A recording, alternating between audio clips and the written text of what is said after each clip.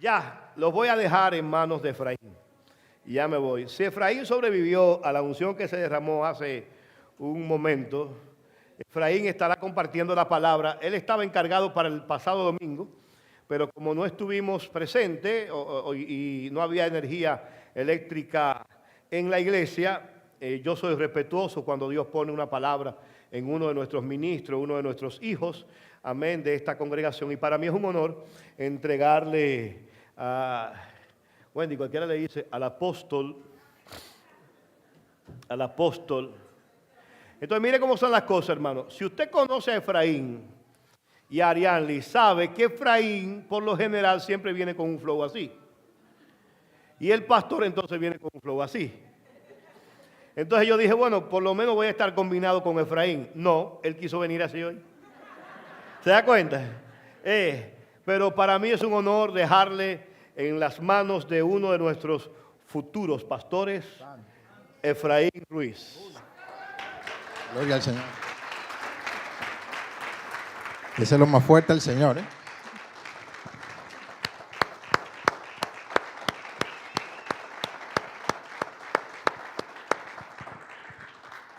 Hermano, así se botan los nervios, usted sabe. Yo así me siento como uno de ustedes aplaudiendo. Digo, bueno, estamos aplaudiendo al Señor. Amados hermanos, Dios les bendiga. Es un grato placer estar con ustedes compartiendo la palabra del Señor. Mientras estaba ahí, estaba prendido en candela, hermano. Yo estaba ahí mareado. Dije, bueno, santo. Y ya que el pastor diga, bueno, se acabó el servicio. Pero la pastora dice, tranquilo, siervo, tranquilo. Saludamos a los hermanos presentes, a los que están conectados a nuestras redes sociales. Dios les bendiga. Damos gracias al Señor por una oportunidad más de estar en su casa, de compartir con ustedes, de saber que están bien o que por lo menos han venido con sed de escuchar la palabra del Señor y que se ha adorado con todo, ¿verdad? Con todo nuestro ser. El tema de hoy es tiempo de cambio. Le decía en el primer servicio que es coincidencia porque yo me enteré que la hora cambiaba el día de ayer y este mensaje debió de ser predicado el domingo pasado, o sea que no tiene nada que ver con que la hora cambió hoy. Así que mientras nos ponemos de pie, si nada se lo impide, podemos buscar en nuestras Biblias Daniel capítulo 1. Repito, Daniel capítulo 1, versos del 1 al 6. Daniel capítulo 1, versos del 1 al 6. Y leemos la inerrante, infalible y toda suficiente palabra del Señor. Dice así: en el tercer año del reinado de Joacín, rey de Judá, vino Nabucodonosor, rey de Babilonia, a Jerusalén y la sitió.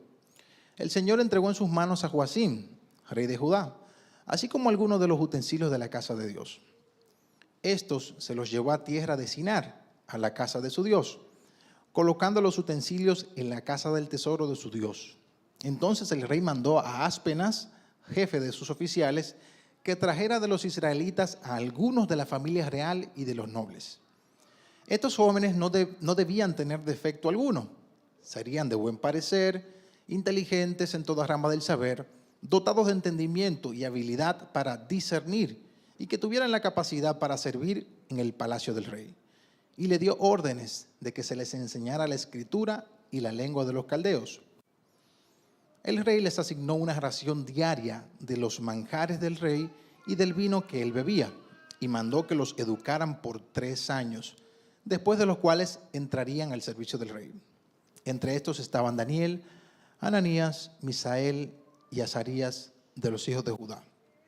Padre celestial, gracias te damos por tus bondades, gracias por tu palabra, que ella es bendita y nos bendice. Abrimos nuestros corazones, Padre, para la enseñanza que tienes para con nosotros. Te pedimos que nosotros podamos ponerla en práctica, que tus mandamientos seamos diligentes en aplicarlos en cada una de nuestras vidas. En el nombre de Jesús. Amén y amén. Pueden sentarse, mis amados hermanos. Como les comenté al principio, tiempo de cambio. Yo recuerdo en el año 2013, a mediados del año 2013, en la empresa por la cual yo laboraba por casi 9 años, entró un proceso económico complicado, de los cuales nosotros no sabíamos nada hasta la fecha, o sea, hasta ese momento de la historia.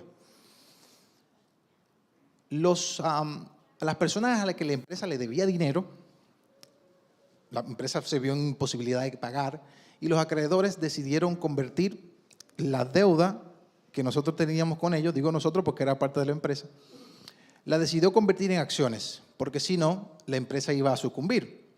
La empresa tenía una filial acá, en Estados Unidos, la cual se acató al capítulo 11, al chapter 11 de la bancarrota. Bueno, y estos nuevos acreedores, que ahora eran accionistas mayoritarios, querían que nosotros los empleados nos enteráramos de que era tiempo de cambio. Y lo hicieron de la siguiente manera. La empresa tenía un pasillo bastante largo, era como el doble de esta longitud. Y al día siguiente, cuando entro a trabajar de manera normal, ellos pusieron muchos relojes análogos del lado de cada pared. Y todavía recuerdo en mi cabeza el chic, chic, chic de cada reloj, así, sincronizado casi. Y decía, tiempo de cambio en la pared. Y yo decía, ¿y qué va a pasar? Condicionando nuestra mente a lo que venía. ¿Y qué cambio venía? Ninguno de nosotros, por lo menos de los que estábamos ahí abajo, estábamos preparados para lo que se venía. Pues los protagonistas de hoy también tuvieron un gran cambio, pero estos sí estaban preparados. Y quiero enfocar el tema de tiempo de cambio en dos vertientes. Número uno, ver los cambios que vienen a nuestra vida y que uno muchas veces no está preparado. Y dos, de cosas que uno tiene que cambiar en este tiempo de cambio, pero también cosas que uno tiene que reafirmar, que tiene que mantener en este tiempo de cambio. ¿De acuerdo? Como introducción quisiera explicar, como decía en el primer servicio, para mí fue difícil en mis años de adolescencia y juventud primera, voy por la segunda juventud, hermano, comprender esto del pueblo de Israel.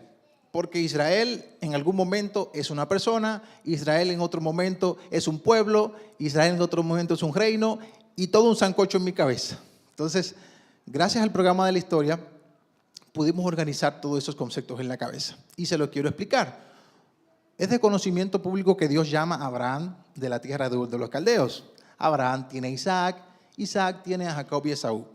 Nos enfocaremos en Jacob porque es el que porta la promesa. Jacob tiene los 12 patriarcas, ¿verdad? Sus hijos. ¿Se recuerdan que Jacob en Génesis 32, verso 22, se registra una batalla que tuvo en Peniel con un ángel? Y el ángel ahí fajado quiere decir como en una lucha cuerpo a cuerpo, con Jacob. Y el ángel diciendo, suéltame porque raya el alba. Y bueno, el asunto es que el ángel le lastima aquí la coyuntura del muslo. Y el ángel le dice, muchacho, ¿cómo tú te llamas? Dice Jacob. No se va a llamar tu nombre Jacob, ahora tú vas a ser Israel, porque has peleado con Dios y los hombres y has vencido. Y Jacob dice, ¿cuál es tu nombre?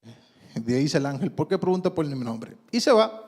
Bueno, ahí entonces vemos que Jacob también se llama Israel. Es una persona. Bien, sigue avanzando la historia y vemos que por asuntos de la hambruna, pues Jacob se muda con sus hijos a Egipto. Recordemos que Dios envía a José a Egipto para proveer en ese momento de escasez. Y bueno, el pueblo de Israel sigue creciendo, o los hijos de Jacob, muere José, muere el faraón que conocía a José, se levanta otro faraón que no conocía a José en la historia y lo que ve mucha gente ahí y dicen esta gente va a hacer un problema, tenemos que subyugarlo. Bueno, el Señor libera con mano poderosa al pueblo de Israel y los lleva a la tierra prometida. Lo estoy compactando para básicamente llegar al punto donde leímos. Ahora, ¿qué sucede? Ahí viene el reinado de Israel. ¿Por qué? Porque el pueblo está observando que las demás naciones tienen a un rey humano, pero ellos tienen al Dios de los cielos. Y eso como que no les gusta. Ellos quieren a alguien visible. El corazón humano es complicado porque siempre está buscando a algo o a alguien a quien adorar fuera de Dios. Y eso es idolatría. Bueno, el Señor le da a Saúl. Bien, Saúl es desechado por varias razones y le da a David. Bien, David en su última curva de vida escoge a Salomón como su sucesor. ¿Qué sucede con Salomón? Salomón hizo cosas que el Señor dijo que no debía de hacer, como tomar las mujeres de esas regiones. Por lo tanto, sus muchas mujeres, dice la palabra, desviaron su corazón a la idolatría. Un paréntesis aquí. No es que las mujeres sean malas, porque aquí uno puede concluir, ¿usted ve? Las mujeres son malas. No, hermano, el corazón humano, la maldad está en el corazón humano. Ni la mujer es más buena que el hombre, ni el hombre es más bueno que la mujer. Simplemente la maldad habita en nuestros corazones y bueno, gracias a Dios por Jesucristo que nos ha redimido. ¿Ok? Entonces, si vamos al primer libro de Reyes, capítulo 11, versos del 11 al 13, podemos ver lo que el Señor le dice a Salomón, porque Dios está molesto con Salomón. Y el Señor le dijo a Salomón, ¿por qué has hecho esto? ¿Qué es esto? Construir altares a dioses paganos, adorar a dioses extraños, casarse con mujeres con que no debía de casarse. Bien, porque has hecho esto y no has guardado mi pacto y mis estatutos que te he ordenado, ciertamente arrancaré el reino de ti y lo daré a tu siervo. El reino de Israel era un solo, hasta este punto. Dice Dios, sin embargo, no lo haré en tus días por amor a tu padre David, sino que lo arrancaré de la mano de tu hijo, o sea, del sucesor de Salomón. Tampoco arrancaré todo el reino, sino que daré una tribu a tu hijo por amor a mi siervo David y por amor a Jerusalén, la cual he escogido. Vemos tres cosas acá de por qué entonces se divide el reino. De las 12 tribus, que era un solo reino, el reino de Israel, pues se fracciona. ¿Por qué? Porque Salomón muere y Salomón tenía unos impuestos un poco altos y van a donde Roboam a decirle, mira, tu papá Salomón como que nos puso impuestos, ¿verdad? Un poco fuertes, bájale un poquito. Y Roboam no se lleva del consejo de los sabios del reino, sino de sus amigos, igual de jóvenes e inexpertos. Y Roboam dice, no, pero si mi papá les puso 1, yo le voy a poner 10. Y entonces ahí es donde las otras 10 tribus dicen, no tenemos nada que ver con la casa de David, que se queden ellos solos ahí con su templo y su cosa. Y bueno, ellos se fueron hacia el norte, 10 tribus. Y Dios, mediante el profeta Ahías, eso está registrado en primer libro de Reyes, capítulo 11, verso 28, dice, Ahías le profetiza a Jeroboam de que eso iba a pasar, que 10 tribus y media se iban a ir con él. Pero, por la promesa de Dios a David, una tribu y media se iba a quedar en Judá. ¿Qué sucede? Entonces los que van al norte se denominan Reino de Israel. Ustedes ven por qué se puede armar un sancocho. Se dividieron, se van al norte, su capital ahora es Samaria. Levantaron altares paganos a dioses, obviamente que no es Dios, idolatría. Pero los del sur, entonces se quedaron reinando, el reino de Judá, con su capital Jerusalén. Todo claro hasta aquí. Entonces, ¿por qué explico esto? Bueno, porque en el año 721 antes de Cristo, Dios entrega al reino del norte a los asirios. ¿Por qué? Por la idolatría, por la constante idolatría. Rey tras rey, y fulano hizo lo malo delante de Jehová, y así usted ve rey tras rey en el reino del norte, un desastre. Pero ¿qué sucede? 100 años después, ahí van los del sur. Viendo lo que les pasó a sus hermanos del norte, los del sur siguieron el mismo camino y entonces el Señor les dijo que los iba a entregar a los babilonios. Y es donde nosotros iniciamos. Bien, ya el reino del norte había caído y ahora está cayendo el reino del sur. ¿Ok? Si nosotros leemos y escudriñamos la palabra en Jeremías capítulo 25, versos del 1 al 9, escuchen las palabras de Jeremías hablándole al pueblo de Judá, al reino del sur. Palabra que vino a Jeremías acerca de todo el pueblo de Judá en el año 4 de Joacim, hijo de Josías, rey de Judá. Este era el primer año de Nabucodonosor, rey de Babilonia, la cual el profeta Jeremías habló a todo el pueblo de Judá y a todos los habitantes de Jerusalén, diciéndoles, desde el año 13 de Josías, hijo de Amón, rey de Judá, hasta hoy, en estos 23 años, ha venido a mí palabra del Señor y les he hablado repetidas veces, pero no han escuchado. Jeremías duró 23 años advirtiéndole al pueblo de Judá de que esto iba a pasar, de que la iban a sitiar a Jerusalén, de que los babilonios iban a venir. Pero en cierta manera el pueblo de Judá estaba confiado porque tenían el templo de su lado y como que pensaban que eso no iba a pasar. Continuamos y escuchen lo que dice el profeta Jeremías. No han escuchado. Eso es un warning para nosotros, una advertencia. se nos da palabra tras palabra, el Señor nos habla a través de su misma palabra cuando la leemos, el Señor nos ministra a través de un hermano de manera directa, a través de una profecía, y es importante que tengamos siempre los oídos abiertos. Bien, y continúa Jeremías: y el Señor les envió repetidas veces a todos sus siervos, los profetas, pero ustedes no escucharon ni pusieron atención. Ellos les decían: vuélvanse ahora cada uno de su camino y de la maldad de sus obras, y habitarán en la tierra que el Señor les dio a ustedes y a sus padres para siempre. No vayan tras otros dioses para servirles y postrarse ante ellos. No me provoquen a ira con la obra de sus manos, y no les haré ningún mal. Pero no me han escuchado, declara el Señor. De modo que me provocaron a ira con la obra de sus manos para su propio mal. Por tanto, así dice el Señor de los ejércitos: por cuanto no han obedecido mis palabras, mandaré a buscar a todas las familias del norte, declara el Señor, y a Nabucodonosor, rey de Babilonia, mi siervo.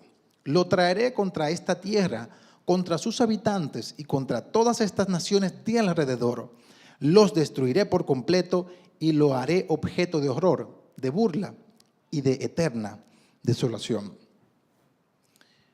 Amados hermanos, es importante prestar atención a las advertencias que Dios nos da, porque el interés de Dios no es destruirnos, definitivamente que no.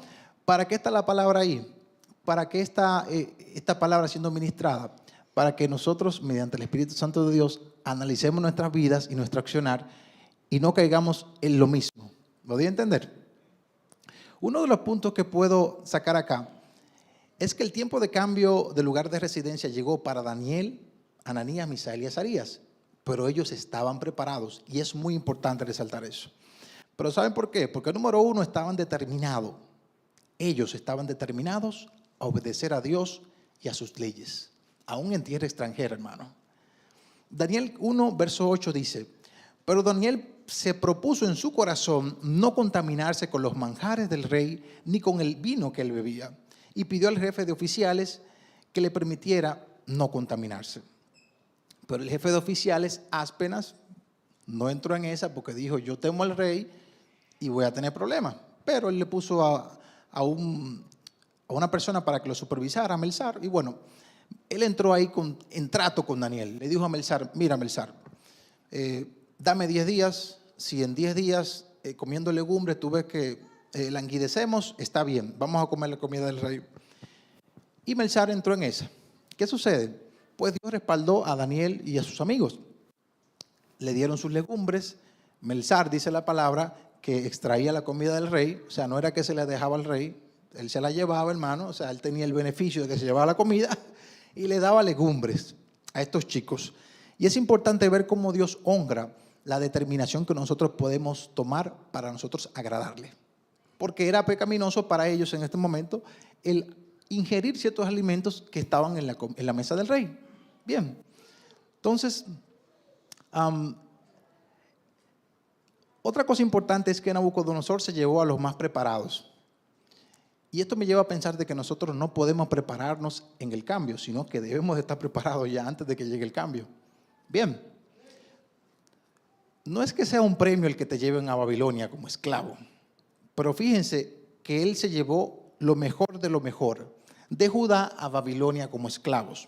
Por ejemplo, y llevó en cautiverio a toda Jerusalén, a todos los príncipes y a todos los hombres valientes, hasta 10,000 cautivos, y a todos los artesanos y herreros. No quedó nadie, excepto los pobres del pueblo de la tierra. Hermano, yo creo que ni Nabucodonosor quiere a los vagos. Es importante que nosotros echemos fuera toda pereza, porque el Señor nos ha capacitado a todos para hacer una tarea. Y los que no sepan para qué el Señor los ha capacitado, de alguna manera pueden ponerse a disposición, y en el camino el Señor les va mostrando cuál es el camino a donde Dios le ha llamado para ejercer, bien, para obrar. Fíjense que aquí se quedaron simplemente los pobres del pueblo de la tierra, pero él se llevó a los hombres valientes, a los artesanos, los príncipes, a los herreros, a los que tenían alguna habilidad especial. Bien, y todos nosotros acá, gracias a Dios, somos especiales para nuestro Padre Celestial, y Él nos ha dotado de alguna habilidad que le llamamos dones. ¿Okay? Esta fue la primera prueba de fuego para estos jóvenes que son los protagonistas de nuestra historia. Ahora, el no contaminarse con la comida del rey. Pero la segunda prueba vino ante la estatua. Nabucodonosor construye una estatua en la planicie de Dura y bueno, él le ha cogido con que hay que adorar la estatua. Y dice, cuando me suene la batería y unos instrumentos raros, zampoña, cuando suene la banda, yo quiero que todo el mundo se arrodille. Y convoca a todas las personas importantes, entre ellos están Ananías, Misael y Azarías. ¿Qué? Daniel no figura en esa parte de la historia. Y están todas estas personas importantes parados ahí, sometidos ante el rey, porque imagínense, tenemos un horno de fuego, que el que no adora la estatua, lo van a echar ahí. Y fíjense por qué es importante estar preparados antes de que venga el cambio, porque estos jóvenes tenían un fundamento. Estos jóvenes no estaban al azar, al aire. Y bueno, suenan los instrumentos musicales y todo el mundo arrodillado. Y fíjense que nosotros pudiéramos argumentar de que pudieran haberse arrodillado. Simplemente era unos minutos. No era nada que había que hacerlo diario. Era simplemente arrodillarse y seguían con vida y podían seguir con su devoción a Dios. Pero para ellos, el rendir solamente culto a Dios era muy importante. Cosa que debe de ser para nosotros también. Y me puedo imaginar a esos jóvenes en la planicie de Dura, todo el mundo arrodillado y ellos de pie. Eso me acuerda a las escenas que hacía Chespirito, todo un genio, donde todo el mundo empezaba a hablar y llegaba el profesor Girafales y decía ta, y se callaba todo el mundo y el chavo decía algo ahí. Y era específicamente como el profesor Girafales. Así me imagino yo a estos tres jóvenes en la planicie de Dura, todo el mundo se arrodilla y ellos tres ahí. Qué difícil. El rey pudo haber pensado, quizás ellos no escucharon. Tráemelos acá. Y aquí viene el segundo round. Y este para mí es mucho más importante. Porque en el primero pudiéramos decir, ahí vamos a dar apoyo entre nosotros tres, vamos a quedarnos de pie, sí, porque Dios es el único Dios. Hermanos, pero hay un horno que lo han calentado 7 veces más y el hombre más poderoso de la tierra, Nabucodonosor, está diciendo, les voy a dar un segundo chance. Si no me honran y no adoran ese estatua, lo voy a echar ahí. Ya a cualquiera se le aflojan la pierna. Dice, bueno, Señor, tú sabes, dame un chance. Ustedes ven lo importante que es tener convicción, pero convicción bíblica. No es aferrarse a un punto personal, porque sería necedad, sino aferrarse a una convicción, a un fundamento bíblico. Por eso es importante estar preparados, porque aquí a cualquiera se le aflojan las piernas. Frente al hombre más poderoso, con un horno 7 veces calentado, que quienes abrieron esa puerta se murieron, hermano, porque estaba bien caliente, no era 2 leñas que había ahí con un fueguito. ¿Qué sucede? Dios honró esa fe. Pero a mí me gusta la respuesta que ellos le dieron a Nabucodonosor. Nabucodonosor le está siendo benevolente y dándole una oportunidad más. Y estos muchachos, oigan con lo que saltan. En el capítulo 3 de Daniel, verso 16, dice, no es necesario que te respondamos sobre este asunto. Oye, estamos hablando aquí de más o menos. He aquí nuestro Dios, a quien servimos, puede librarnos del horno de fuego ardiendo. Y de tu mano, oh rey, nos librará. Y si no, sepas, oh rey, que no serviremos a tus dioses, ni tampoco adoraremos la estatua que has levantado. Oh, amado hermano, qué convicción necesitamos nosotros al día de hoy, como la de estos jóvenes, que ellos dijeron, nos va a librar, pero, y no se le adjudica duda, porque al fin y al cabo, ellos le están dando paso a la soberanía de Dios, que es algo lo cual nosotros en estos días hemos querido como atenuar. No es que la podemos atenuar, pero hemos querido como atenuarla en nuestra manera de vivir. Por lo tanto, podemos concluir en que si Dios me sana de esta enfermedad, yo le alabo, pero si no me sana, también le alabo. Mi vida puede cambiar, nuestra vida puede cambiar en un momento. Pase lo que pase, le alabo. Esa debe de ser la actitud. Claro que Dios tiene el poder, claro que Dios lo puede hacer, pero si no lo hace, como quiera, voy a permanecer fiel. Esa es una un nivel de fe al cual le pido al Señor que siempre nos ayude a estar. Otro punto. Nosotros podríamos decir que todo el mundo no puede estar equivocado. ¿Cuántas veces hemos estado indecisos en cuanto a un punto en específico? Y cuando la mayoría se va por ahí, pues nosotros decimos, bueno, no todo el mundo puede estar equivocado. Pues sí, todo el mundo puede estar equivocado. Si vemos en Daniel capítulo 3, verso 3, les voy a citar las personas que estaban presentes frente a esa multitud para adorar a la estatua. Sátrapas, magistrados, capitanes, oidores, tesoreros, consejeros, jueces y todos los gobernadores de la provincia. Hermanos, eran gente importante. No eran gente come comida, ¿entiendes? Eran gente intelectuales y pensantes.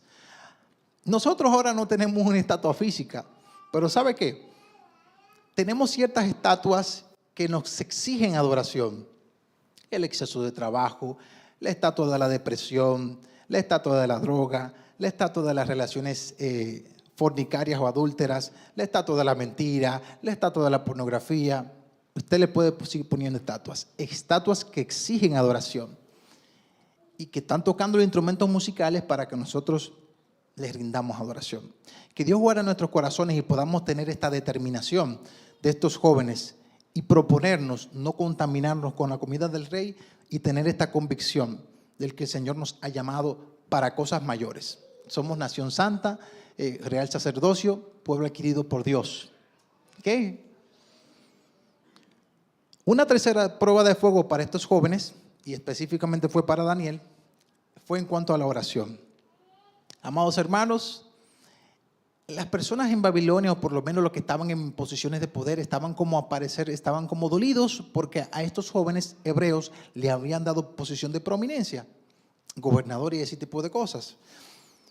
Pues entonces hacen que el rey Darío firme un edicto para que, bueno, en el espacio de 30 días solamente a él se le ore y se le adore. Hermanos, y yo creo que aquí nos entra mucho la diplomacia, es decir, somos muy diplomáticos porque queremos como manejar las cosas como en nuestra manera. Yo le pregunto a ustedes, ¿la oración de Daniel salía por la ventana? Si Daniel cerraba las ventanas, ¿no llegaba la oración? No, no se trataba de que tuviera la ventana abierta porque la oración salía por ahí, sí o no. Se trataba de su integridad. ¿Me doy a entender? Él pudo haber cerrado la ventana tranquilamente y en espacio de 30 días seguir orando en su casa. Y no había problemas en lo humano. Pero ¿qué sucede? Estaba cediendo de cierta manera a su integridad. Pero al fin y al cabo, él decidió abrir su ventana y siguió orando hacia Jerusalén, ¿verdad? Mira, Señor, aquí estamos, perdónanos. Y los chismosos que estaban picados entonces van y le dicen, Rey, mira, hay uno que está orando a otro Dios que no eres tú. Y tú sabes que hay un edicto que firmaste. Y sabemos cómo es el desenlace de la historia, que Dios libra a Daniel, a pesar de que lo echan al foso de los leones, es librado Daniel y bueno, el Señor se glorifica una vez más. ¿Qué podemos extraer de esta historia? En este tiempo de cambio terrible, la perseverancia. Comienza con una decisión en el corazón, está basada en una fe firme en Dios y recibe la afirmación de Dios. ¿Qué? Estos jóvenes hebreos, recordemos que el Señor había determinado de que había que repetirles la palabra. Y es por esto que le decía que es importante estar preparados antes de que venga ese tiempo de cambio. Por ejemplo, Deuteronomio capítulo 6, versos 4 al 12. Escuchen lo que dice el Señor al pueblo, que él se conoce como el Shema judío. Escucha, Israel. Dice, escucha, oh Israel, el Señor es nuestro Dios, el Señor uno es. Esto fue antes de que se dividieran y todo eso. Era un solo pueblo cuando escucharon todo esto. Amarás al Señor tu Dios con todo tu corazón, con toda tu alma y con toda tu fuerza. El factor común ahí es todo. Estas palabras que yo te mando hoy estarán sobre tu corazón. Las enseñarás diligentemente. Diligentemente, escuche bien, a tus hijos. Y hablarás de ellas cuando te sientes en tu casa y cuando andes por el camino, cuando te acuestes y cuando te levantes. Las atarás como una señal a tu mano y serán por insignias entre tus ojos. Las escribirás en los postes de tu casa y en tus puertas. Y sucederá que cuando el Señor tu Dios te traiga a la tierra que juró a tus padres, Abraham, Isaac y Jacob, que te daría una tierra con grandes y espléndidas ciudades que tú no edificaste, y casas llenas de toda buena cosa que tú no llenaste, y cisternas cavadas que tú no cavaste, viñas y olivos que tú no plantaste, y comas y te sacies. Entonces ten cuidado, no sea que te olvides del Señor, que te sacó de la tierra de Egipto, de la casa de servidumbre.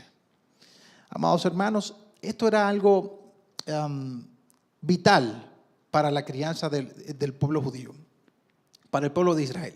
Y nosotros podemos aplicar lo mismo. No deberíamos de dejarle la enseñanza de la escuela, de la formación cristiana de nuestros hijos a las maestras de acá, de escuela bíblica, que están haciendo un excelente trabajo. Nosotros tenemos la responsabilidad de hacerlo en la casa, ¿okay? De modelarlo, bien, de hacerlo diligentemente, ¿okay? No podemos poner los hijos en automático ahí, críate, que te críe el YouTube, que te críe el Netflix, porque si no, hay una crianza horrible. Pero estos jóvenes fueron instruidos, aparte de ser instruidos en toda ciencia, instruidos en el temor de Dios, y estas palabras las tenían bien claras. Y es por eso que cuando les vino este tiempo de cambio terrible, pues estaban armados espiritualmente. Se puede vivir en medio de la inmundicia sin contaminarse. Daniel duró 85 años o más en Babilonia. Fue capturado cuando él tenía alrededor de 15 años. Esto no quiere decir que nosotros nos vamos a lanzar a la inmundicia. Me explico. Daniel no fue a Babilonia. A Daniel lo deportaron. Ahora, aún en medio de la inmundicia, pues él se mantuvo puro, se mantuvo fiel. Y dos, como decía el apóstol Pablo en Romanos, como dice, no vamos a pecar para que la gracia abunde de ninguna manera, sino que donde abundó el pecado, sobreabundó la gracia. Pero eso es para magnificar lo que es la gracia del Señor, ¿ok? Ahora vamos a hacer un giro a nivel interno. Estábamos hablando de cambios externos. Por ejemplo, que venga una nación y te conquiste y te deporte hacia su reino. Es algo que no podemos controlar, pero sí podemos estar preparados para eso. Pero a nivel interior hay cosas que en este proceso de cambio debemos de mantener, reafirmar, pero hay otras cosas que hay que cambiar. Por ejemplo, de la que tenemos que afirmar, si ya la tenemos, y si no la tenemos, entonces tenemos que cambiar cosas y añadir esta, es la intimidad con Dios. Exponernos a ese sol de justicia. Yo sé que muchos conocen ese sol caribeño. Yo en el año 2009, a mí se me ocurrió ir a una playa en Puerto Plata, es el norte de mi país. Bien caliente, hermano. Y yo he comprado un bronceador, porque yo he visto que los gringos van, tú sabes. Wow.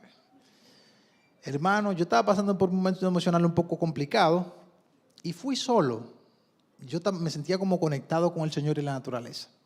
Y yo veía que todo el mundo estaba ahí en su cheilón. Y yo fui con mi bronceador, hermano, porque yo dije, ¿qué es lo que tiene el sol? Que estos gringos le encuentran, yo voy a ver. Hermano, yo me arrepentí de eso. Yo me puse bronceador, yo solo, hermano. O sea, le dije andaba solo. No hablé con nadie. Estaba ahí solo, mi proceso, hablando con el Señor. Y me unté mi bronceador, hermano, ahí como pude. 40 minutos así y 40 minutos así. Ay, hermano. Cuando yo me paré de ahí, de ese cheilón, que me tiré la toalla, uy, salí así. Dije, Dios mío, ¿acaso solo a mí se me ocurre? Hermanos, si nosotros nos expusiéramos a la palabra del Señor de la misma manera como yo me puse a ese sol, nos cambia la manera de actuar, nos cambia la manera de nosotros conversar, nos cambia la manera de nosotros responder ante ciertas agresiones, nos cambia en la manera de nosotros procesar en el día a día, en lo que nos pueda pasar. Yo no estoy diciendo que seamos de acero, que siempre tengamos una sonrisa en la cara. Hay momentos en los que cosas nos van a golpear fuerte y que van a mover nuestro piso, pero que nosotros sepamos dónde está el fundamento. ¿Qué? Otra cosa que nosotros tenemos que reafirmar en este tiempo de cambio es la santidad a Dios. Yo sé que muchos recuerdan a Nadab y Abiú. Nadab y Abiú fueron dos hijos del sacerdote Aarón. Y fíjense qué sucedió con ellos. Les voy a leer en Levítico capítulo 10, versos del 1 al 3. Nadab y Abiú, hijos de Aarón, tomaron cada uno su incensario y pusieron en ellos fuego. sobre el cual pusieron incienso y ofrecieron delante de Jehová, el lugar santísimo, fuego extraño que él nunca le mandó. Y salió fuego de delante de Jehová y los quemó, y murieron delante de Jehová. Entonces dijo Moisés a Aarón: esto es lo que habló Jehová, diciendo: en los que a mí se acercan me santificaré, y en presencia de todo el pueblo seré glorificado. Y Aarón cayó. No fue que se cayó de caerse, sino que enmudeció. Hermanos, sus 2 hijos muertos en la presencia del Señor. Hermanos, en el lugar santísimo solamente entraba el sacerdote una vez al año. Y estos muchachos habían sido instruidos en todo esto. No fue que ellos no sabían, hermanos. Ellos entraron de manera alegre y vamos a ver que habían ciertas cositas que el Señor le dice a Aarón: no lo hagas, como dejando entender, como estos tus 2 hijos. No hagas esto como hicieron estos. Levítico 10, versos 8 al 11 dice: y Jehová habló a Aarón, ahora Jehová le habla a Aarón, diciendo: tú y tus hijos contigo, los 2 que le quedaron vivos, Eleazar e Itamar, dijo: no beberéis sidra cuando entré al tabernáculo. O sea, no me tomen cuando vayan a ministrar. Parece que Nadab y Abiú estaban tomaditos y al Señor le gustó. Dijo, vuelvo y les repito: no beberéis vino ni sidra cuando entréis en el tabernáculo de reunión. Allá tú no me puedes entrar borracho. No, Señor. Escuchen bien, estamos hablando de la santidad. Continúo. Para que no muráis. Estatuto perpetuo será para vuestras generaciones, para poder discernir entre lo santo y lo profano, entre lo inmundo y lo limpio, y para enseñar a los hijos de Israel todos los estatutos de Jehová les ha dicho por medio de Moisés. Número 1, Nadab y Abiú, sus errores: usaron fuego no proveniente del altar, usurparon el derecho del sumo sacerdote, ofrecieron bajo influencia alcohólica, usaron incienso extraño y no respetaron lo establecido. Y ellos estaban instruidos en todo esto, porque eran hijos del sumo sacerdote, hermano. Y nosotros a veces tratamos como de minimizar esa santidad. No es que la podemos hacer, sino que como que decimos: no, porque caramba. Miren, hermanos, y como les dije en el primer servicio, voy a decir esto con mucha delicadeza porque es algo que Dios trató conmigo y no es algo que te voy a decir: así te dice el Señor. Si el Señor te ministra por medio de esto, bueno, gloria al Señor.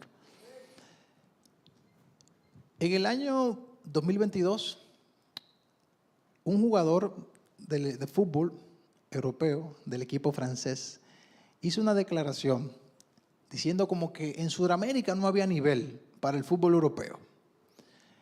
Yo no me enteré en ese año, yo me enteré fue cuando inició el Mundial y todo eso, que sabe que la prensa le gusta como el cuchicheo y la cosa.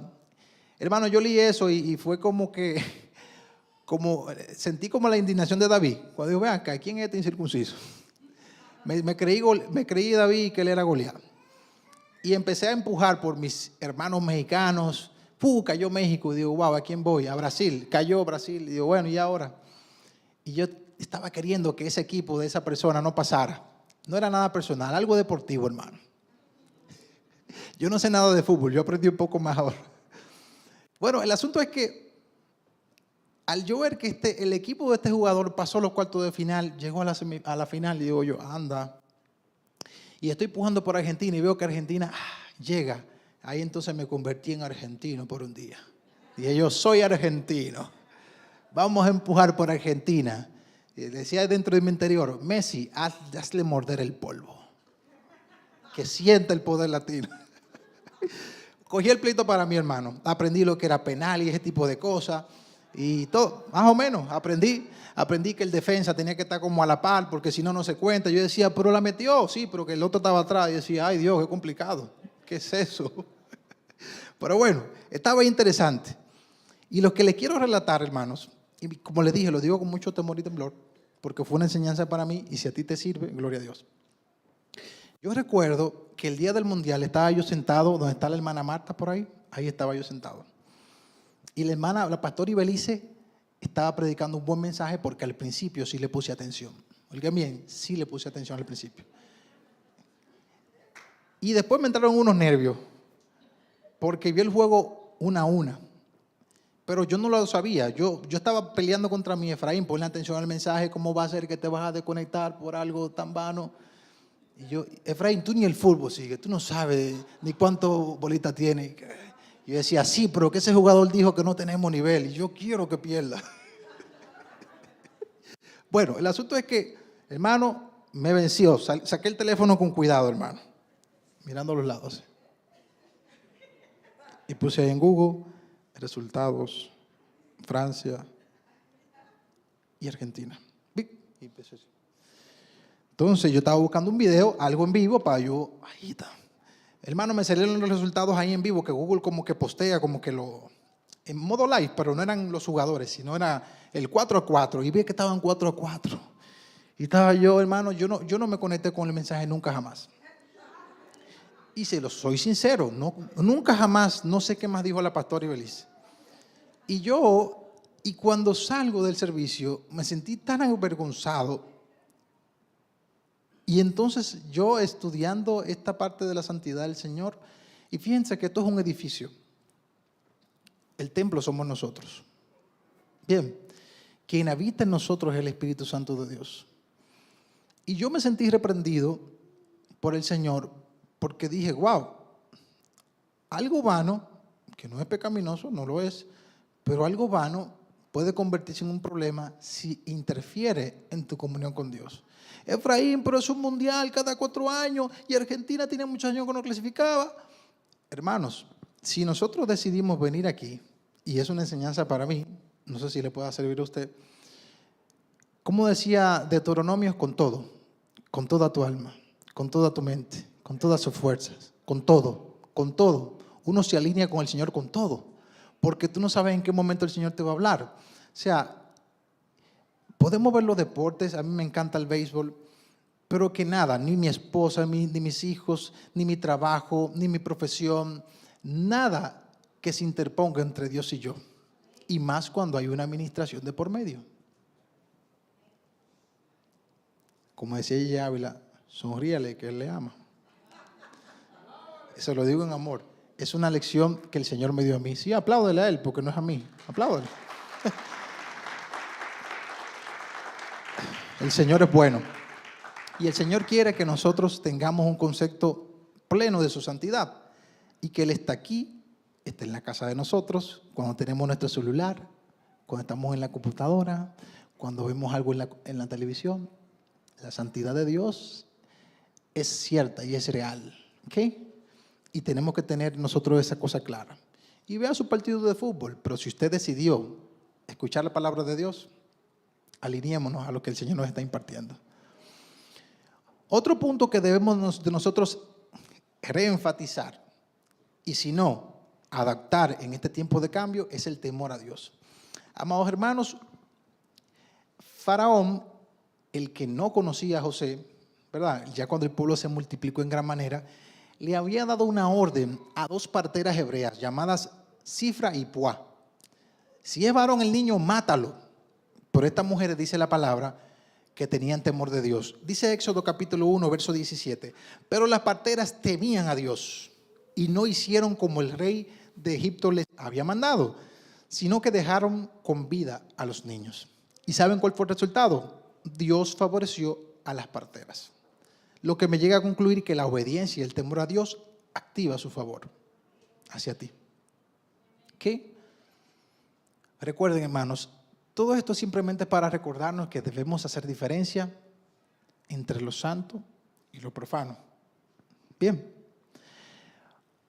Otra parte del temor de Dios que capta mucho mi atención es que el temor de Dios puede venir en un instante.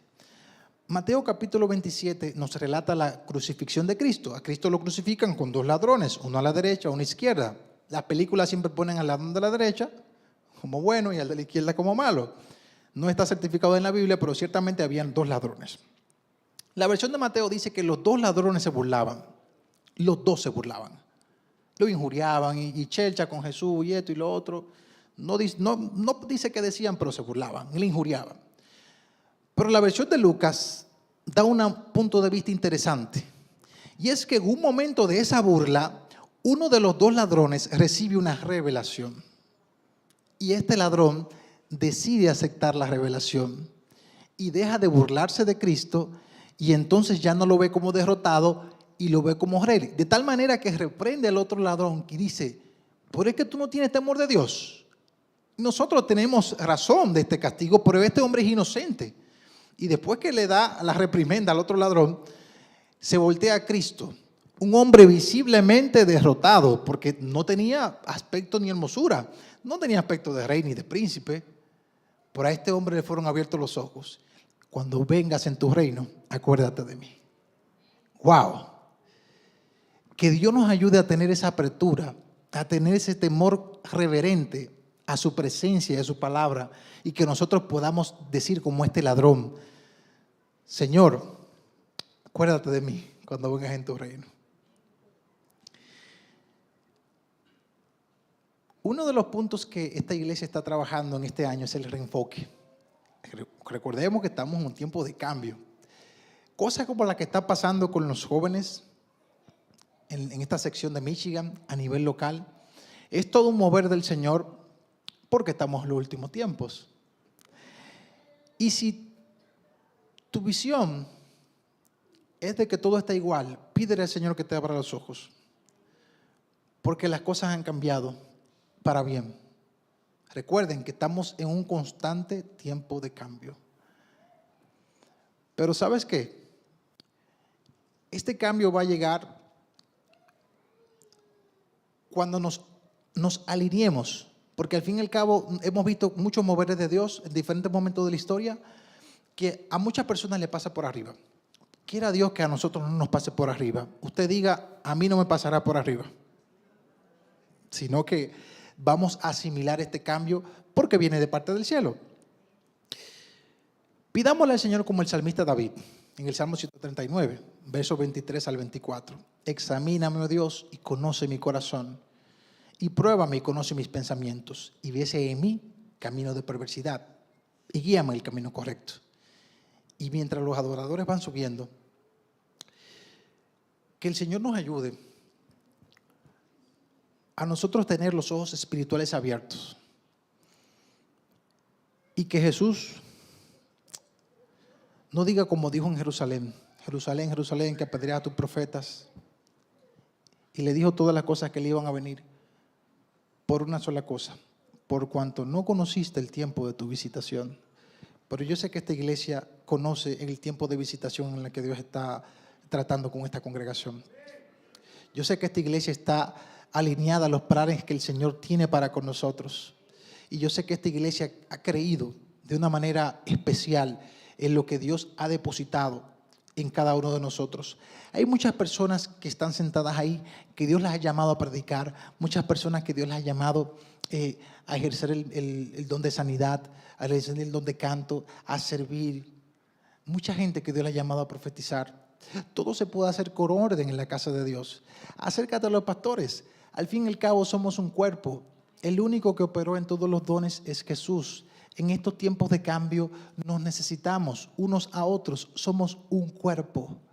No hay un super cristiano aquí en este planeta Tierra. Uno tiene el don de la palabra, otro tiene el don de la enseñanza, otro tiene el don de profecía. Al fin y al cabo, todos nos necesitamos, porque el Todopoderoso es el Señor. Inclinemos nuestros rostros. Señor, aquí estamos, Dios, sedientos de tu presencia. Dios mío, de que tú nos uses con poder y gloria. Padre Celestial, mira nuestros corazones, que nosotros podamos poner por obra esta palabra. No permita que nosotros la echemos al vacío, que podamos entender en el tiempo en que nosotros estamos viviendo en esta congregación y que también estamos en los últimos tiempos, oh Dios, de este mundo, ya que tu venida está cerca. Ayúdanos a estar preparados, Señor. Ayúdanos a predicar tu evangelio a tiempo y afuera de tiempo. Señor Jesús, que nosotros podamos darte gloria siempre con cada cosa que hagamos. Yo te pido que nos lleves a casa y que podamos llegar en bien, oh Padre. En el nombre de Jesús. Amén y amén. Dios les bendiga, mis amados hermanos. El pastor con nosotros.